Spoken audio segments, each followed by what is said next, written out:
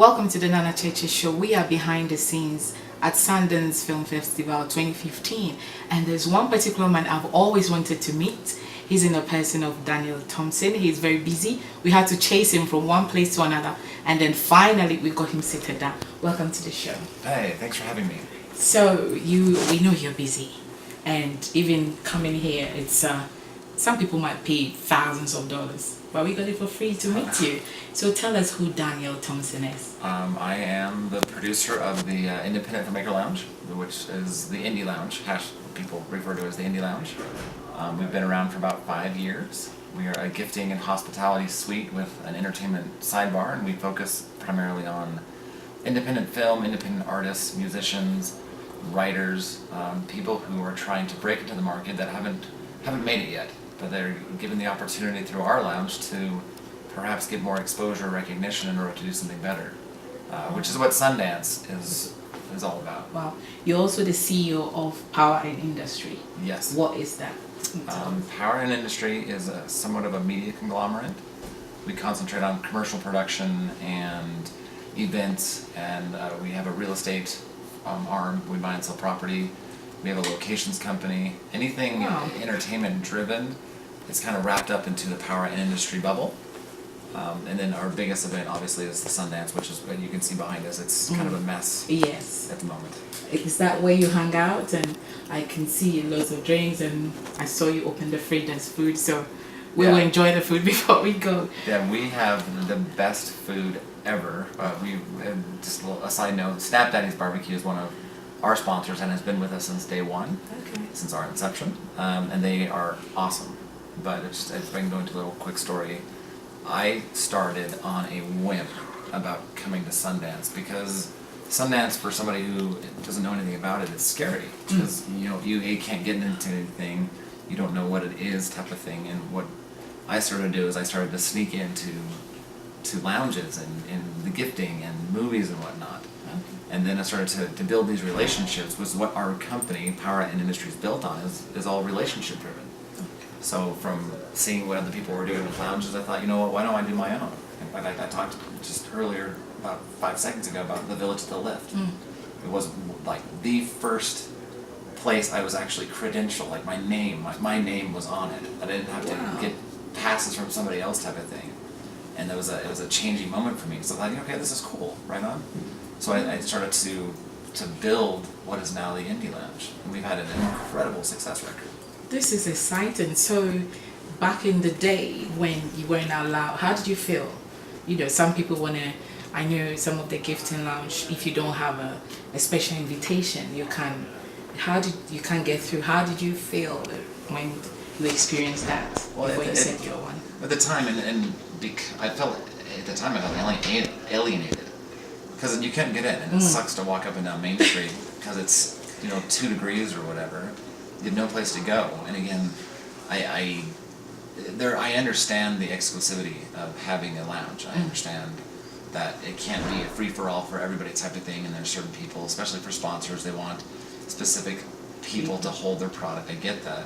But I also believe in the other arm of people who are trying to get into the business that are truly developing their craft in order to get more exposure, as we cater to them too. And one of the cool things about our lounge is that there's people who first time to Sundance or had no success before Sundance, and they aren't notable people, but they come to Indie Lounge and we treat them like they're royalty because I believe in what they're going to be. You take the Kristen Stewart's, who before Twilight, she was an actress, but she wasn't a big actress. Then she had Twilight, and then she exploded. So to meet these actors and people before they've made it, it's fun to see them come back to Indie Lounge and say, you know what, I remember you. I remember you were so nice to me then when I wasn't a star, and now it's just a cool experience to see him return. So hopefully next year when I come back, you recognize me. I will totally. So the Enquirer also wrote something nice about you. Do you want to tell us about that? The Esquire. Esquire. Yeah, Esquire magazine. I did a feature story that came out today, this morning. Wow! Congratulations. Thank you. Because we hosted the Raekwon Ghostface party, the Wu-Tang documentary party, it was awesome. It was awesome. So they mentioned not only our hospitality, but they also mentioned the food that we had. Because we do full catering, which a lot of the lounges don't do. Have we missed the food? There are some, I'm sure. Okay, all right. But the Esquire magazine just noting the hospitality of the lounge, that people can walk away and remember that. So you know what, that was cool. Like, who does that type of atmosphere? That's what we try to do. And again, it wasn't a wild party of any kind. It's just it's an inviting party, and we wanted people to see the Sundance experience or see the Indie Lounge experience. And then the gifting adds just a whole nother level. Because what you're in right now is the gifting suite. Yes. Although it's not real nice right now, but yes, I saw it yesterday. It was brilliant. So, and again, the opportunity. Everybody likes free things, but it's what is given. The quality of products that we carry with Indie Lounge is awesome, and things that aren't normal. We had a guy from a company called Nomadic State of Mind. He makes sandals by hand, and you would never know this person because he looks like a hippie, right? But he is a multi-millionaire, and he's hanging out here just talking to people.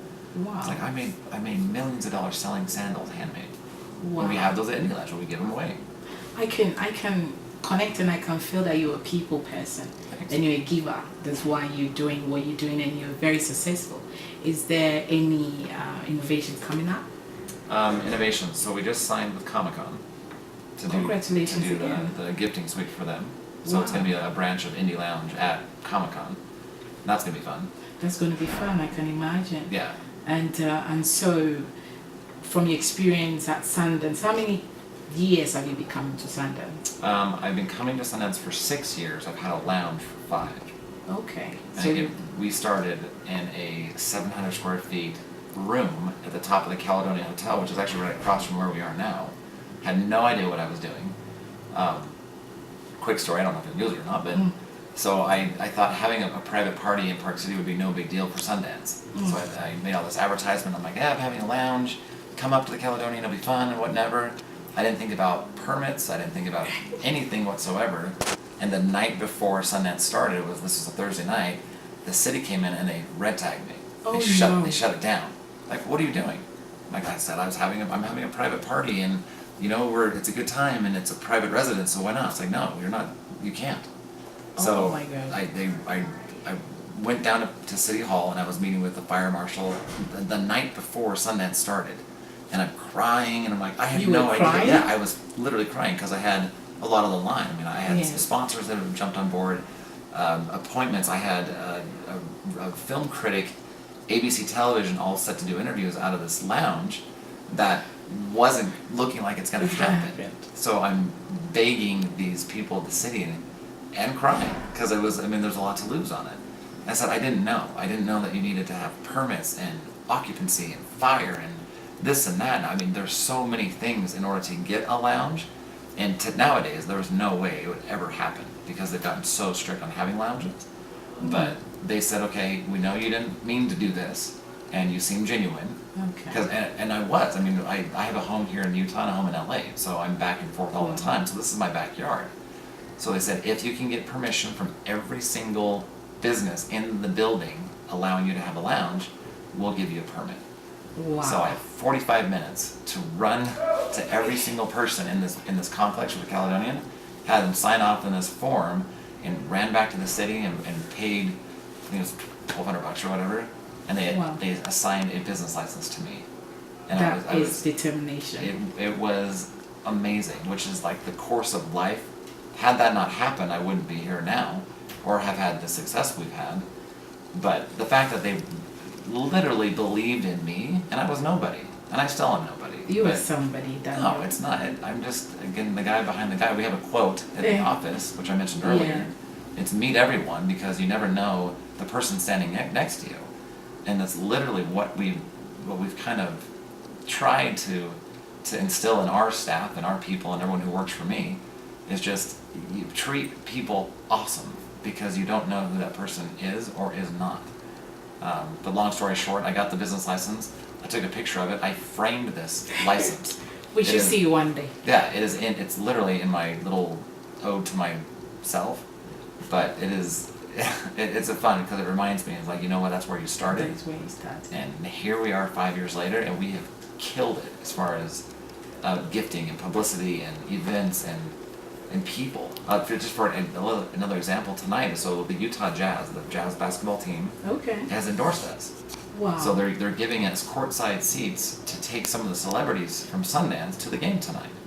Wow. And I come? I don't know, I'll have to ask him. But again, who does that? Yes. Because we want the different type of, exchanges with people that normally you don't get at Sundance. Like you have a panel or whatever, but it's not a personal experience. Wow. That was kind of long-winded, and yeah. Thank you so much, Daniel, for your time. We know you're busy, so we're not going to keep you. But congratulations on your success. And I've learned something. And what I've learned from you right now is the determination you had from running to the City Hall to get that business permit to start what you're doing now. So thank you. Thank you. It's very kind. And I was speaking to Daniel Thompson, the visionary of power industry and also Indielounge. And cut.